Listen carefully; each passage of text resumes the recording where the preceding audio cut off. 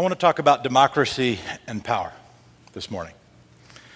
And I want to offer a simple idea that I think can help us understand it better and understand our duty to make democracy work. But before I do that, I want to tell a story. I was really honored to be included and thrilled to be asked. And I was struck that we get together live. We don't just wait for it to come out on the internet. And how come? Well, I guess it's because when we're exploring ideas, we like to know that there are other people helping, even if we can't always see them, and even if sometimes they aren't. Which makes me think of a story. A man was driving down a country road and he crashed into a ditch. And to his good fortune came along a strong pulling horse named Buddy. And the farmer hitched the horse to the car and he said, "Pull, Billy, pull." And the horse didn't move. He said, "Pull, Buster, pull." Still nary a flicker. And finally said, "Pull, Buddy, pull." And the horse very easily pulled the car out of the ditch. And the driver was appreciative. "Sir, thank you very much, but why'd you call the horse by the wrong name?" And the farmer said, "You got to understand, Buddy's blind. If he thought he was the only one pulling, he wouldn't even try." Why do we get together like this? We need to be talking to the people who aren't coming to the meetings. But sometimes it's helpful to know that there are other people helping, even if we can't always see them, and even if sometimes they aren't. So when it comes to democracy, when it comes to our system of governance, who's pulling the cart? We divide political power among different lines, very often political party lines, depending on country and era. Racial lines, religious lines can be more powerful, more divisive. I want to offer a different understanding, a different way of dividing political power. A very simple grid. So let's say we take the simple grid, and on one side we put private interest, the other side we put public interest. Now, that's not the same as bad or good or bad. There's some things we'll like on one side and things we won't like on the other. Rather, it is just a rough delineation of whether the purpose of the entity is to advocate for its own benefit or the benefit of the finances of its own members, or whether it's some conception, for good or for ill, of the good of the order. Imagine if on the other axis we separated between sort of single issue groups and narrower issue groups versus multi-issue groups. And it's not usually accurate to say that any group is a single issue group, right? They're usually broader than that, but it's probably fair to roughly delineate between those that are more focused and a little bit those that have a little broader issue agenda. So let's take one group, the beer wholesalers. That's a good thing to do on a Saturday morning. There was a national magazine that came out with a ranking. They surveyed 2,200 insiders, came up with a ranking of the most powerful interest groups in the United States of America. Beer wholesalers ranked 8th. So where do we put them on our map? Well, I would say they have a relatively focused agenda. The purpose of beer wholesalers is to advocate for the commercial interests of beer wholesalers, very understandably. So I would put them over there. Similarly, ranked 9th on that list was the realtors. So where would we put the realtors? Well, they also have a relatively modestly lengthed agenda focused on the understandable needs of the realty industry. So we might put them in a similar place. We might put the health insurers in a similar place. But what about something like the National Rifle Association? After we have some beer, we'll get a gun.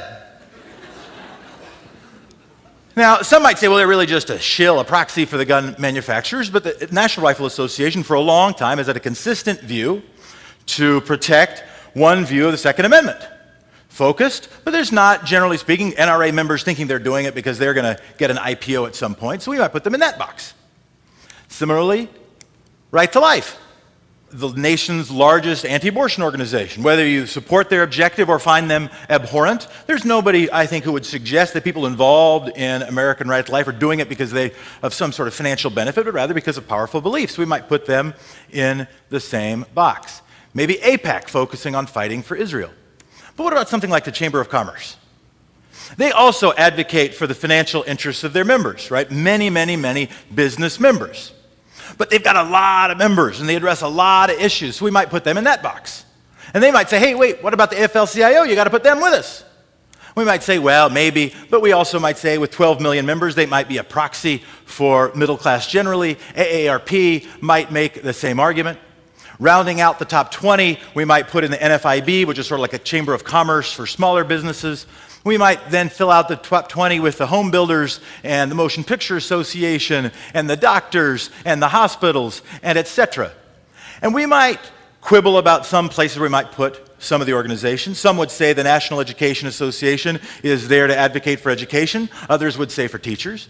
Some would say the Farm Bureau is there to advocate for big farms. Others would say it's for food production. And there's a lot of other groups below these 20, or in addition to these 20. But rather than trying to name every group or quibble about precise placement, the point becomes pretty clear. That box is harder to fill. And that is one of the most important structural defects facing our democracy. Because that's where we want the voters to be. It's the same over here. I mean, you can either one.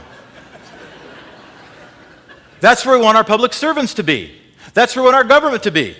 Not focused on any particular or narrow interest, but the good of the order and the whole order. Why should politicians be focused there? That's not where the power is. But it is where a lot of the ideas are. It is where a lot of the best answers are. To be very clear, it is not evil.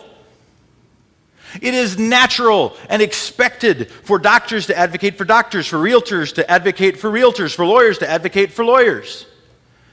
I bought a house. I was glad I had a realtor.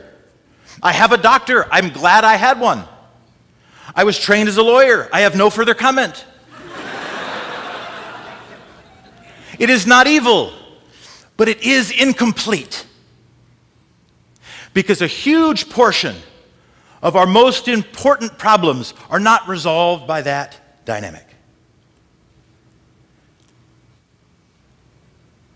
A babysitter was babysitting a brother and a sister.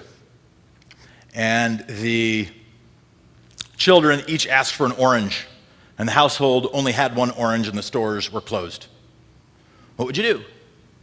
Well, what any sensible person would do, cut the orange in half, give them each half. Well, it turns out that the brother wanted the peel to make a pie. The sister wanted the fruit to eat. Had we known that information, had we applied creative thinking, we could have made them both happier. Here's our happy orange. I want to thank my staff for cutting the orange and making that. They did it yesterday. Very impressed. I want to thank the people who put this together for getting that slide in late at night, because the first version we have, we were unsure about its copyright. We own this one, though. A powerful example of splitting the orange in public policy was brought to me 2 years ago. The Umatilla Basin is dry. They have been mining water there, and by doing that, they've been able to grow some of the most plentiful and best potatoes, onions, and peas in the world. But they have just about run out of underground groundwater. And a set of farmers came out with a plan. Well, what if we take water from the Columbia River, it's big, and put it there during the dry season and apply it on the ground to grow crops? Well, the environmentalists said, hey, wait a minute. That's bad for water levels. It sets a bad precedent. It's bad for fish. The tribal governments, the environmentalists, the Water Watch organization said, not a good idea. But thanks to a group of community leaders, and this guy, Bob Jensen, who is a rural state legislator, has served as both a Democrat and a Republican, they came up with an alternative plan with the help of engineers. What if instead of taking it out during the dry season, they took it out during the wet season, when there's a lot of water? And they injected it into a natural occurring aquifer, treated it, and then pulled it out during the dry season. Better for the environment, better for fish, still good for irrigated ag, and fiscally responsible, because you can turn land here by applying water to it from $50 an acre dry wheat land to $1,000 an acre land. So with that agricultural financing benefit, you can easily pay off the loans to build the project. So it's good to find creative solutions. It's good to make multiple value deals. But who makes the deals? Another story. A woman named Allison Belcher helped build the soul of this city. 40 years ago, downtown Portland looked like that. It had on its flank, on its river bank, Harbor Drive. And Allison Belcher learned of a plan to expand Harbor Drive into a relatively major freeway. And she got friends together, and they started having picnics along the side of the road, offering the idea, what if this were a park? And they helped change public opinion. And eventually, the dollars for that potential project were repurposed. not only to build a park, but also to create the more modern, transit-oriented development that you see in our city today that marks modern Portland. And that's what it looks like now. And she helped pave the way, I guess sort of unpave the way, to making Portland a model of city planning over the next 30 years. So we need people who can split the orange. We need people who can make arrangements that are creative. We also need people who will stand up powerfully for the public interest. And this is really important, because a huge portion of our most important problems, of our most exciting opportunities, are, in a market sense, or even a traditional political sense, nobody's job. Whose job is it to get rid of the deficit? Where is the IPO you're going to file to do that? If you look at the other three quadrants, they could negotiate to do things that would help them now, but what would be in their interest to do something for your grandchildren in terms of that? Right now, we have the biggest gap in wealth disparities between rich and poor since any time since the Gilded Age. Whose job is it to fix that? Figuring out education policy, healthcare policy, reforming energy policy, whose job is that? Figuring out a high road economy that is prosperous, fair, sustainable, whose job is that? A system of democracy that works for everybody. We have the richest, most diverse nation maybe in the history of the world. How are we going to figure out how that's going to work together? Whose job is that? A huge portion of our most important problems, our most exciting opportunities, are, in an important sense, nobody's job. And that's why they have to be all of our jobs. That's why you are so important. I have something to reveal. I was going to show this slide, but then I realized what it said is, who's Job? It does. I wasn't going to show it. I was going to flip by really fast, but then I realized that the purpose of these talks is try to be as candid as possible and show our words. Who is Job? I'm not sure. I will tell you if I'm invited back. I want to show you my favorite Onion article of all time. The headline reads, "American people hire high-powered lobbyists to push interests in Congress." My favorite quote from it is quoting the fictional lobbyist who says, "The American people have always been perceived as a little naive when it comes to their representative government, but having me on their side sends a clear message they're finally serious and want to play ball." So we could do that, but what else might we do? Structural reforms. We might think about our system of campaign finance, about transparency in our budgeting, about open government in our policymaking. We might think about voter access to make it easier for busy people and new voters to participate in that process. What if you have some power? We all need to consider our own fiduciary responsibilities, whether we're in the nonprofit sector, the commercial sector, or the public sector. I happen to be, and politicians aren't off the hook, I happen to be an elected official in our citizen legislature, and I assure you, elected officials aren't perfect. I don't think any of us think they are. I am woefully imperfect. But we shouldn't keep ourselves from proposing changes because we're imperfect. We should push changes because none of us is perfect. What if you're an interest group? You have a powerful responsibility.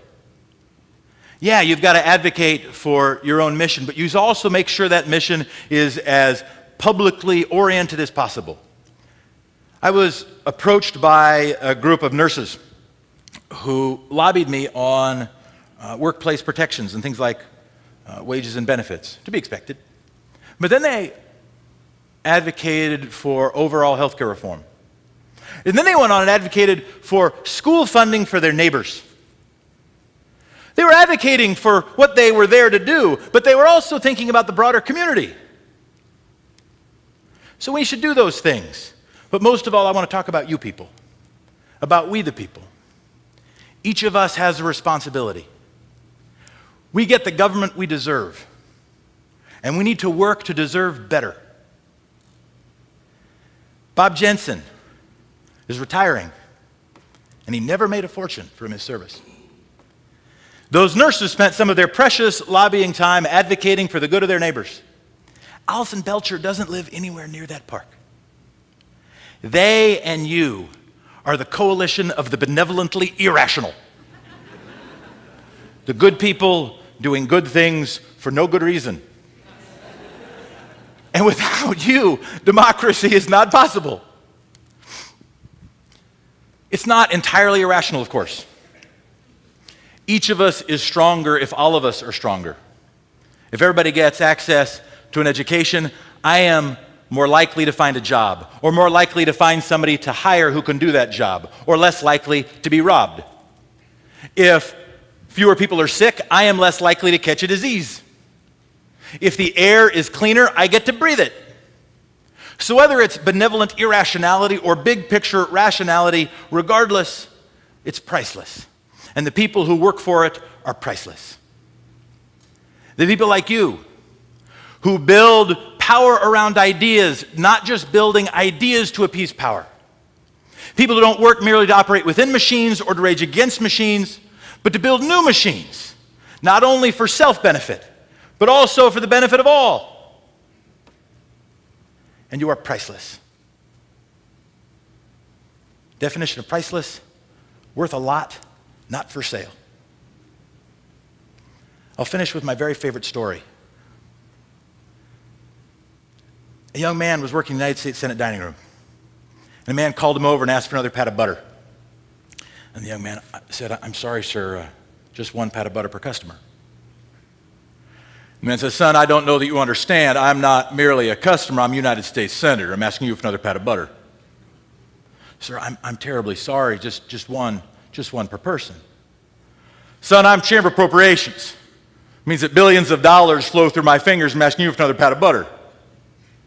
"Sir, I'm terribly sorry. Just one per person."